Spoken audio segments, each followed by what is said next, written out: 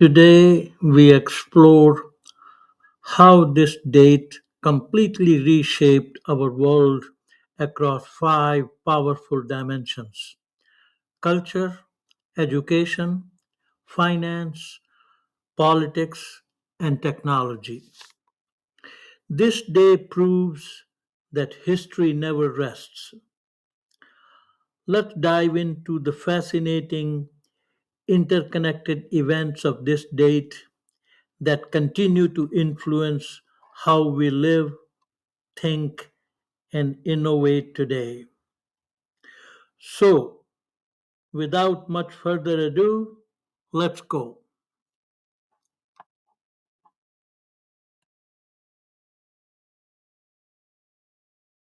Imagine a British lord back in 1947 frantically administering a national oath of independence in Karachi. Right, literally checking his watch on the podium. Exactly. And then he's just sprinting to a plane so he can make it to India by midnight to, birth the second nation.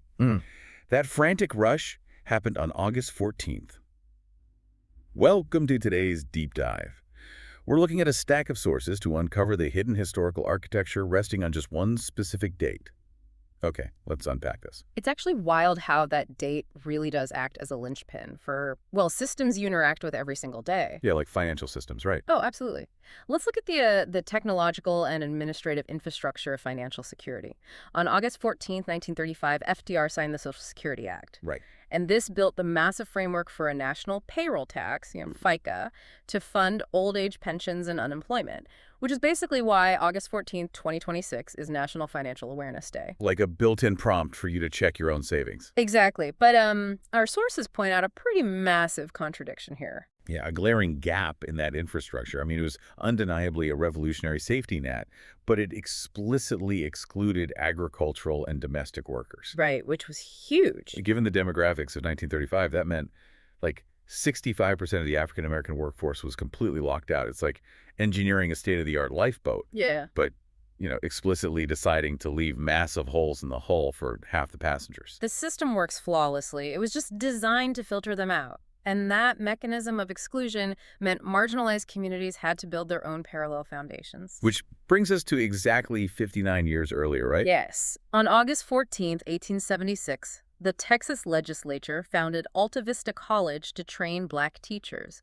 You probably know it today as Prairie View A&M. Wait, I need to stop you.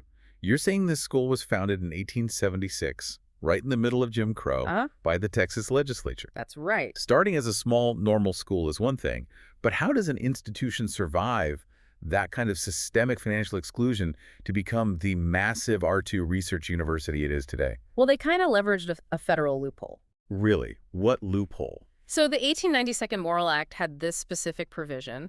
Basically, if a state wanted federal land grant money, they had to prove they weren't discriminating in admission. Oh, I see where this is going. Yeah, or they had to establish a separate land grant institution for black students. That legal mandate forced Texas to properly fund Prairie View just to keep their own federal dollars flowing. Wow. And that influx of resources unlocked the vital funding they needed to expand into a powerhouse. I mean, educating alumni like Percy Sutton and, Megan Thee Stallion. So a local fight for self-determination eventually forces a structural change.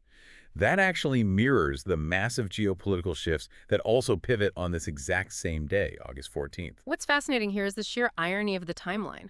Because on August 14th, 1941, FDR and Winston Churchill issue the Atlantic Charter. Right, from warships off the coast of Newfoundland.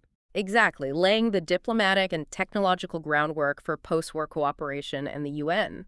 But Churchill promised self-determination in that 1941 charter while, adamantly refusing to apply it to British colonial subjects in India and Pakistan. And yet, fast forward to August 14th, 1945, and Japan agrees to surrender, ending World War II.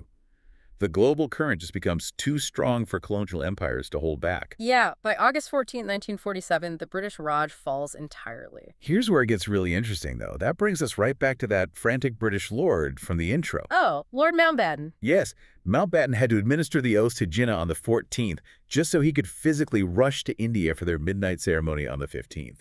The global map was literally being redrawn in real time on this date, but consider what happens next. Okay. Once you have economic safety nets established in 35 and secure national borders cemented by post-war treaties in the 40s, what does a society actually do with that stability? Well, I mean, once basic survival is covered, you get cultural flourishing, which lands us on August 14th, 1959. Robert Rauschenberg premiered his groundbreaking costume and projection designs for Merce Cunningham's avant-garde dance, Rune. Because the post-war economic boom directly enabled that kind of artistic experimentation. Rauschenberg moving away from traditional narrative, challenging how audiences even perceived movement in space. Yeah, that luxury of avant-garde expression only exists because the financial and geopolitical bedrock was already poured. So what does this all mean for you today? Well, if we connect this to the bigger picture. Right, when you step back, August 14th kind of maps out the hierarchy of human progress. You secure education in 1876, you build financial infrastructure in 1935, you fight for global freedom in the 1940s, and then finally earn the luxury of avant-garde art in 1959. It really does force you to look at the calendar differently. The rules governing your bank account, your university, and your national borders were born on highly specific days. Exactly. Which leaves you with this to think about. Considering how much global architecture, from financial safety nets to post-war borders, was cemented on this exact date, what invisible biases are being hard-coded into the AI algorithms and digital infrastructures being launched on Random Tuesdays right now?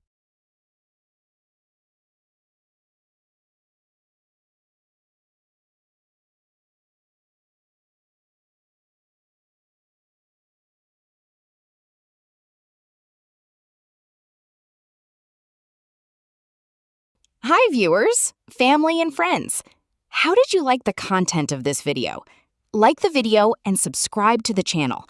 Please write in the comments your name and the place you are watching from. Since our viewing family is spread all over the world, it will be nice to know which city and the country you are watching from, so I can say hello to you. Science and technology.